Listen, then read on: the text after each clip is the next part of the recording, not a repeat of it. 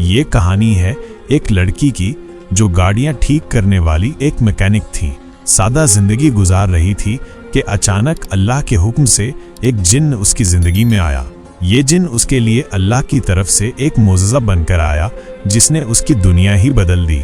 एक ऐसा सच्चा वाकया जो सुनकर आप हैरान रह जाएंगे और अल्लाह की कुदरत पर ईमान ताज़ा हो जाएगा। खूबसूरत सा छोटा सा गांव था, हरे खेतों, साफ हवा और परिंदों की चहचहाट से सजा हुआ। इस गांव में एक सादा मगर निहायत साफ सुथरा मिट्टी का घर था। उस घर में ईमान नामी एक लड़की रहती थी जो अपनी खूबसूरती, सादगी और नरमी की वजह से पूरे गांव में जानी जाती थी। वो अपने बूढ़े वालिद नजर साहब के साथ जिंदगी गुजार रही थी। ईमान की मां का इंतकाल उसके बचपन में ही हो चुका था। नजर साहब गांव की छोटी सड़क के किनारे एक पुरानी सी दुकान चलाते थे जहां वो मोटरसाइकिलें और कभी कभी पुरानी गाड़ियां ठीक किया करते। यही उनका रोजगार था और इन्हीं से बाप बेटी का गुजारा होता। आज भी मामूल के मुताबिक ईमान दोपहर का खाना टिफिन में पैक करके अपने बाप के लिए दुकान की तरफ रवाना हुई। हाथ में टिफिन था, दिल में मोहब्बत और कदमों में एक अजीब सी तरोताजगी। वो हरे भरे खेतों से गुजरती हुई दुकान तक पहुंची। जैसे ही वो दुकान में दाखिल हुई उसने मुस्कुराकर आवाज दी, अब्बा मैं खाना ले आई हूँ। नजर साहब ने अपनी झुर्रियों वाली आंखों में रोशनी भरी और कहा, आ बेटी बैठ जा, साथ ही खाते हैं। दोनों बाप बेटी दुकान के कोने में रखे लकड़ी के तख्त पर बैठ गए। ईमान ने टिफिन खोला, खुशबू फैल गई। सादा सा खाना मगर प्यार से लबरेज। दोनों ने मिलकर खाना खाया, छोटी छोटी बातें की, हंसे भी। जैसे ही ईमान खाने के बाद बर्तनों को समेटने लगी और पलटने लगी, अचानक उसकी नजर दुकान की एक साइड में खड़ी एक खस्ताहाल गाड़ी पर पड़ी। गाड़ी पर जंग की तह जमा हुई थी, जैसे बरसों से किसी ने हाथ तक नहीं लगाया हो। पेंट जगह जगह से उखड़ा हुआ, शीशे गर्द से अटे हुए और टायर्स की हवा निकली हुई थी। ये मंजर ईमान के लिए नया था। उसने कभी ये गाड़ी वहां नहीं देखी थी। वो हैरानी से बोली, अब्बा ये गाड़ी कहाँ से आई? मैंने तो इसे पहले कभी यहाँ नहीं देखा। नजर साहब ने चौंक कर गाड़ी की तरफ देखा, जैसे पहली बार याद आया हो। अरे बेटी, पता नहीं कौन छोड़ गया है यहाँ। सुनने में आया था किसी खाई से निकाली गई है। दरवाजे खुलते ही नहीं, जंग ने सब बंद कर दिया है। हमारे किसी काम की नहीं, बस पड़ी है, किसी दिन कबाड़ में दे देंगे। ईमान ने गहरी नजरों से गाड़ी को देखा और उसके कदम बेखुदी में उस तरफ बढ़ने लगे। गाड़ी वाकई पुरानी लग रही थी, बहुत पुरानी, जैसे सदियों की थकन उसके बदन पर जमा गई हो। वो धीरे धीरे गाड़ी के पिछवाड़े तक पहुंची और एक पल रुककर उसने हल्के से दरवाजे को झटका दिया। एक अजीब सा खड़खड़ाता हुआ शोर हुआ और दरवाजा छड़छड़ाता हुआ खुल गया। ईमान हैरान होकर पीछे हटी। अब्बा तो कह रहे थे दरवाजा खुलता ही नहीं।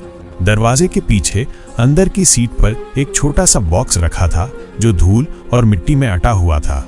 उसकी आंखें हैरान होकर फैल गईं। ये क्या है?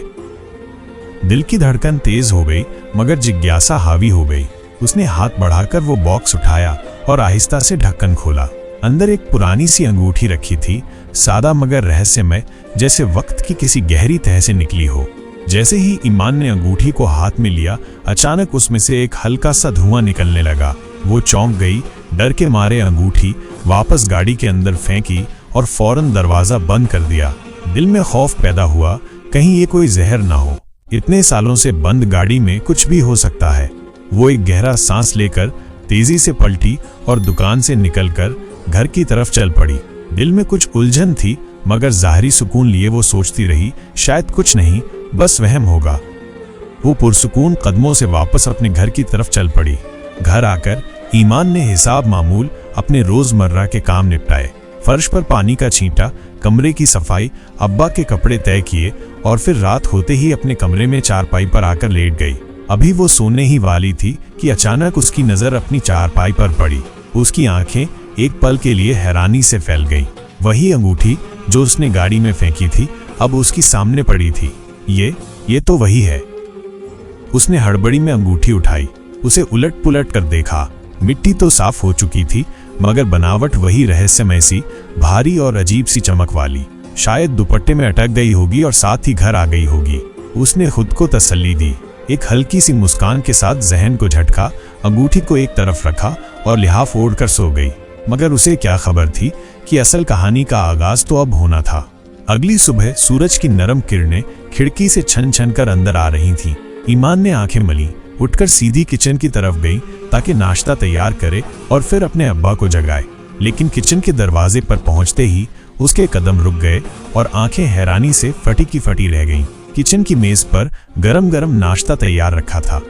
आलू के पराठे, अंडे, चाय, किसी माँ के हाथों का दस्तरखान। ये नाश्ता कहाँ से आया? वो अंदर गई, हाथ से चाय का कप छुआ, गरम गरम। एक पल के लिए दिल की धड़कन रुक सी गई। जहन में कई सवालात गूंजने लगे। अब्बा तो नाश्ता बना नहीं सकते, घर में तो और कोई है भी नहीं, फिर ये सब। थोड़ी देर बाद जब नजीर साहब जागे तो ईमान ने बिना कुछ कहे नाश्ता उनके सामने रख दिया। वाह बेटी, आज तो खूब एहतमाम किया है। ईमान हल्की सी मुस्कान के पीछे अपना उलझा जहन छुपा गई। नाश्ता तो हो गया, मगर ईमान के दिल में अब बेचैनी आहिस्ता आहिस्ता बढ़ने लगी थी। ईमान इन्हीं उलझी हुई सोचों में गुम थी। अंगूठी, नाश्ता, रहस्यमय वाक्यात। समझ नहीं आ रहा था कि ये सब इत्तेफाक है या किसी अनदेखे सिलसिले की शुरुआत। कब दोपहर हो गई उसे एहसास ही न हुआ। रोज की तरह उसने दोपहर का खाना टिफिन में पैक किया, दुपट्टा संभाला और गांव के हरे भरे खेतों के बीचों बीच अपने अब्बा की दुकान की तरफ चल पड़ी। हवा में वही मानूस सी खुशबू थी, मिट्टी, फसल और कुछ अजनबी सा एहसास। अभी वो रास्ते का आधा सफर तय कर चुकी थी कि सामने से उमर आता दिखाई दिया। उमर उसकी सहेली का भाई, जिसे ईमान शुरू से नापसंद करती थी। उसकी नजरें, उसकी बातें, उसका अंदाज, सब कुछ उसे खलता था। ईमान ने नजरअंदाज करते हुए तेज कदमों से गुजरने की कोशिश की, मगर उमर ने राह रोक लिया।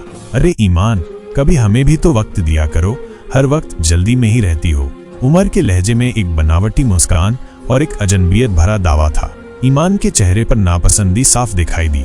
वो सख्त लहजे में बोली, मेरा रास्ता छोड़ो उमर, तुम सिर्फ मेरी सहेली के भाई हो। इसी रिश्ते का लिहाज है, वरना जबान संभालने से पहले तुम्हारा मुंह तोड़ना मुझे आता है। उमर, जो शायद हंसी की उम्मीद लगाए खड़ा था, ईमान के गुस्से और दो टूक शब्दों से साकित रह गया। ईमान बिना कोई और बात किए उसी तेजी से आगे बढ़ गई, मगर उमर की नजरें उसके कदमों के पीछे देर तक घिसटती रहीं। जब ईमान दुकान पर पहुंची तो नजीर साहब उसी तरह मशरूफ थे। ईमान ने हसब मामूल उन्हें सलाम किया, टिफिन खोला और दोनों बाप बेटी खाने में मशरूफ हो गए। खाने के दौरान ईमान की नजर एक बार फिर उस खस्ताहाल गाड़ी की तरफ उठ गई। न जाने क्यों आज उसे महसूस हुआ जैसे गाड़ी उसे अपनी तरफ खींच रही हो। एक अजीब सी कशिश, एक नामालूम सा ताल्लुक। उसने जल्दी से नजरें चुराईं, बर्तन समेटे और बिना कुछ कहे वापस घर की तरफ रवाना हो गई। ईमान जैसे ही दुकान से वापस घर आई, उसने हसब मामूल दरवाजा खोला, चटखनी खोली और अंदर कदम रखा, मगर अंदर आते ही जैसे वो एक बार फिर हैरानी की गहराई में डूब गई। किचन से तेज खुशबू आ रही थी, देसी मसालों की, ताज़ा पकी हुई रोटियों की, जैसे किसी ने बड़ी मोहब्बत से खाना तैयार किया हो। वो जल्दी से किचन की तरफ गई और जो मंजर उसने देखा उसने उसे कुछ पल के लिए साकित कर दिया। सारा खाना, रात का पूरा एहतमाम गरम गरम खुशबूदार बर्तनों में सजा हुआ। सालन, चावल, रोटियां, सब कुछ जैसे किसी ने दिल से बनाया हो। ईमान की आंखें हैरानी से फैल गईं। ये कैसे हो सकता है? मैं तो ताला लगाकर गई थी, घर में तो कोई था ही नहीं, फिर ये सब किसने किया? उसका दिल धड़कने लगा। पहला नाश्ता, अब ये खाना। कोई तो है जो ये सब कर रहा है, कोई जिसे वो जानती नहीं, या शायद कोई जो खुद को छुपाए हुए है। उसने सोचा अब्बा से बात करूं, लेकिन फौरन ही ख्याल आया कि अगर ये सब उन्हें बताया तो वो परेशान हो जाएंगे। शाम को जब नजीर साहब दुकान बंद करके वापस आए तो ईमान ने जैसे कुछ हुआ ही नहीं ऐसा दिखाते हुए खाने की मेज पर सब कुछ सजा दिया। दोनों खामोशी से खाने लगे। नजीर साहब ने कुछ लुकमों के बाद मुस्कुराकर कहा, बेटी आज तो बहुत मजेदार खाना बनाया है तुमने, वैसे भी तुम्हारे हाथ का स्वाद निराला होता है। ईमान ने सिर्फ हल्की सी मुस्कान से जवाब दिया, सर हिलाया और चुप रही। वो क्या कहती? क्या ये खाना उसने बनाया ही नहीं? क्या घर में कुछ है जो नजर नहीं आता मगर काम करता है? क्या शायद उसकी जिंदगी अब बदलने वाली है? मगर ईमान नहीं जानती थी कि उस रात का खाना उसके बाप के साथ उनका आखिरी खाना था। अगली सुबह सूरज मामूल के मुताबिक तलू हुआ था, मगर ईमान के लिए वो रोशनी अंधेरे से कम न थी। नजीर साहब अपनी दुकान पर मशरूफ थे और ईमान घर में आंगन के कोने में बैठी खामोश और उलझी हुई। दिल जैसे बेचैन धड़क रहा था, बिन वजह या शायद किसी आने वाले हादसे का अंदेशा बनकर। तभी दरवाजे पर जोर से दस्तक हुई। ईमान तेजी से उठी, दरवाजा खोला और सामने जो मंजर था उसने उसके पैरों तले से जमीन खींच ली। कुछ गांव वाले और उनके साथ एक चारपाई जिस पर उसका अब्बा नजीर साहब बेहोश पड़े थे, चेहरा जर्द, सांसें गायब, आंखें बंद। अब्बा, ये क्या हुआ मेरे अब्बा को? ये क्यों नहीं जाग रहे? ईमान चीख पड़ी, हिचकियां उसके गले में अटकने लगी। एक बुजुर्ग ने करीब आकर आहिस्ता से कहा, बेटी, तुम्हारे अब्बा को दुकान पर दिल का दौरा पड़ा, हम फौरन ले आए। लेकिन अल्फाज अधूरे रह गए, लेकिन हकीकत मुकम्मल हो चुकी थी। ईमान की चीखें पूरे आंगन में गूंजने लगी। गांव की औरतें दौड़ी उसे संभालने की कोशिश की, मगर ईमान तो जैसे पत्थर की हो चुकी थी। उसकी जिंदगी का एकमात्र सहारा, उसकी छांव, उसका अब्बा उसे हमेशा के लिए छोड़ उड़ चुका था। तदफीन का वक्त आ गया, नमाज़े जनाजा पढ़ी गई, मिट्टी का सफर मुकम्मल हुआ और फिर घर में खामोशी उतर आई। ईमान आंगन में बैठी बस रोती रही, कभी माँ को पुकारती, कभी अब्बा को, अम्मा, अब्बा, मुझे अकेला क्यों छोड़ गए? दिन गुजरते रहे। घर में खामोशी, तन्हाई और भूख ने डेरा डाल लिया था। राशन खत्म हो चुका था। रिश्तेदार पहले ही रस्म ताल्लुक रखते थे और मोहल्ले वाले, उन्होंने भी खामोशी को बतौर फासला इख्तियार कर लिया था। ईमान को अब ये एहसास हो चुका था कि वो वाकई अकेली रह गई है, मगर उसकी अंदर की लड़की हार मानने वाली नहीं थी। एक सुबह उसने अपने आंसू पोंछे, दुपट्टा संभाला और एक नए अज़्म के साथ दरवाज़ा खोला। अब जो चूल्हा जलेगा वो मेरे हाथों से जलेगा और अब्बा की दुकान वो बंद नहीं रहेगी। उसने सर उठाकर आसमान की तरफ देखा। शायद वहाँ कहीं नज़ीर साहब उसे देख रहे थे और खामोशी से मुस्कुरा रहे थे। ईमान ने कदम बढ़ाया, गांव के हरे भरे खेतों से गुजरती हुई अपने अब्बा की दुकान की तरफ चल पड़ी। अब्बा की दुकान बेटी के हाथों में सांस लेने लगी। अब ईमान ने अपने आंसू पोंछ लिए थे। दुख दिल में छुपा था, लेकिन चेहरे पर एक अजीब सी संजीदगी, वकार और खामोश हौसला दिखाई देने लगा था। बाप की वफात के कुछ दिन बाद, जब सब रिवायती हमदर्दियां खत्म हो गईं और लोग अपनी जिंदगियों में वापस चले गए, ईमान ने बाप की पुरानी चप्पल पहनी, दुकान की चाबी संभाली और उसी सड़क किनारे बनी मिट्टी की दुकान का ताला खोला, जहां वो बरसों अपने बाप के साथ दोपहर का खाना खाने आती थी। अब वो दुकान उसका रोजगार थी और यादों का मजार भी। ईमान ने हिचकिचाते हुए दरवाजा खोला, गर्द झाड़ी और बाप की तरह कपड़ा कंधे पर रखा, जैसे वो बरसों से खुद यही काम करती आ रही हो। और सच यही था, वह अपने बचपन से नज़ीर साहब के हाथों में रिंच, पेचकस और ग्रीस देखती आ रही थी। वो जानती थी किस आवाज़ का मतलब क्या होता है, कब ब्रेक जाम है, कब क्लच खराब, ये सब उसे मालूम था। जल्द ही गांव में बात फैल गई, नज़ीर मैकेनिक की बेटी अब खुद दुकान संभाल रही है। पहले दिन अजीब नजरें लोग उसे देखते रहे, फिर हैरानी से, फिर तारीफ से, और कुछ तो सिर्फ उसकी खूबसूरती देखने आने लगे। एक जवान खूबसूरत मगर बाहिम्मत लड़की जो गाड़ी के नीचे लेट पुर्जे ठीक करती थी, ये गांव में नई बात थी। ईमान मगर इन सबसे बेनियाज बस अपने काम में लगी रहती। न किसी की नजरें उस पर असर करती थी, न किसी की बात, न सताइश, न तंज।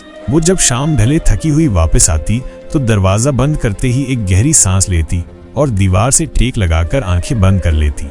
अब्बा, आज भी दुकान खोली, आज भी गाड़ी ठीक की, आज भी आपको बहुत याद किया। यही उसकी जिंदगी का मामूल बन चुका था। अकेले मगर मजबूत कदमों से जीना, शायद यही अब उसका मुकद्दर था। ईमान को अब कई दिन हो चुके थे अपने बाप की दुकान चलाते हुए। दिन भर की थकान, गर्द में लिपटे हाथ, ग्रीस में लिपटे कपड़े, मगर दिल में एक अज़्म और चेहरे पर खामोश शुक्रगुजारी।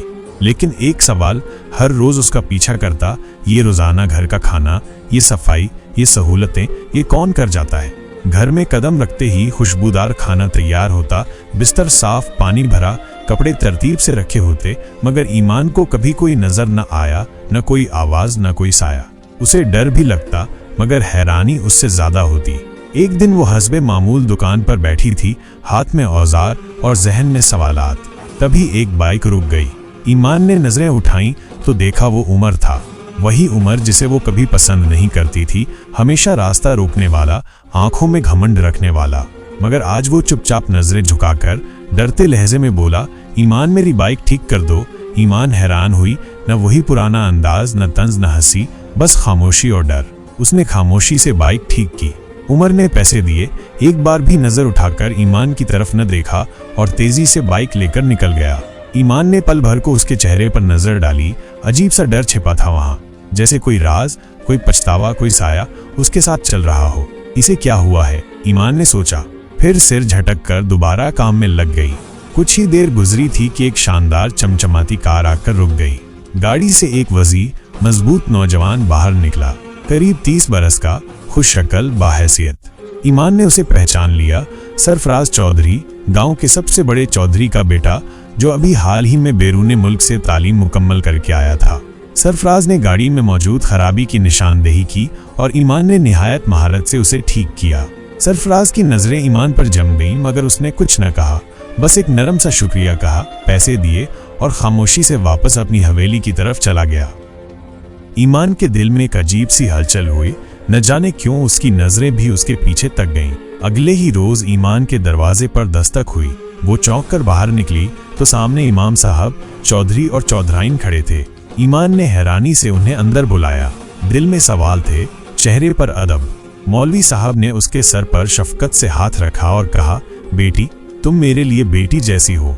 अगर तुम इजाजत दो तो मैं तुम्हारे लिए एक फैसला करना चाहता हूँ। ईमान ने आंखें झुकाकर कहा, आप मेरे अब्बा की जगह हैं, जो फैसला आप करेंगे वही मुझे मंजूर होगा। चौधरी ने आगे बढ़कर मुद्दा बयान किया, बेटी, हम अपने बेटे सरफराज का रिश्ता तुम्हारे लिए लाए हैं। वो खुद तुम्हें पसंद करता है और तुम्हें अपना हमसफर बनाना चाहता है। मौलवी साहब ने खुशी से दुआ दी और ईमान वो साकित सी बैठी रह गई।